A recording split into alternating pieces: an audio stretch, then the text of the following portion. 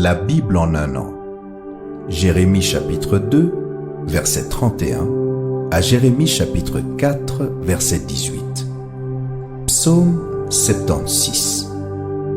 Proverbe 24, 21 à 22. Lecture du 4 octobre.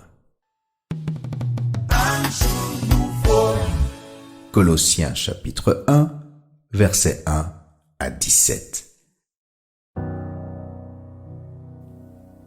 Paul, apôtre de Jésus-Christ par la volonté de Dieu, est le frère de Timothée, aux saints et fidèles frères en Christ qui sont à Colosse.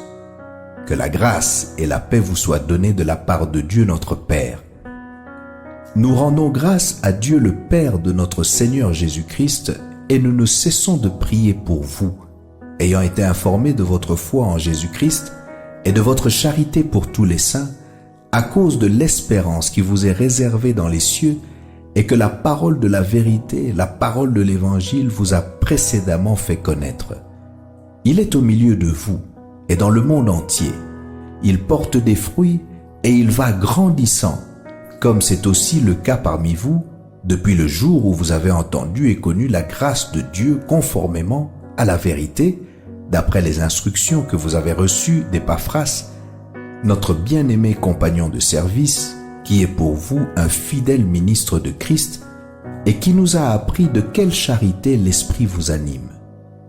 C'est pour cela que nous aussi, depuis le jour où nous en avons été informés, nous ne cessons de prier Dieu pour vous et de demander que vous soyez remplis de la connaissance de sa volonté en toute sagesse et intelligence spirituelle pour marcher d'une manière digne du Seigneur et lui être entièrement agréable, portant des fruits en toutes sortes de bonnes œuvres et croissant par la connaissance de Dieu, fortifié à tous égards par sa puissance glorieuse, en sorte que vous soyez toujours et avec joie, persévérants et patients.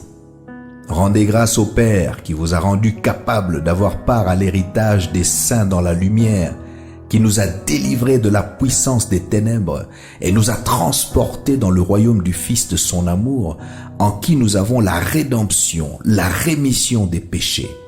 Il est l'image du Dieu invisible, le premier-né de toute la création, car en lui ont été créées toutes les choses qui sont dans les cieux et sur la terre, les visibles et les invisibles, trône, dignité, domination, autorité. Tout a été créé par lui et pour lui. Il est avant toute chose et toute chose subsiste en lui.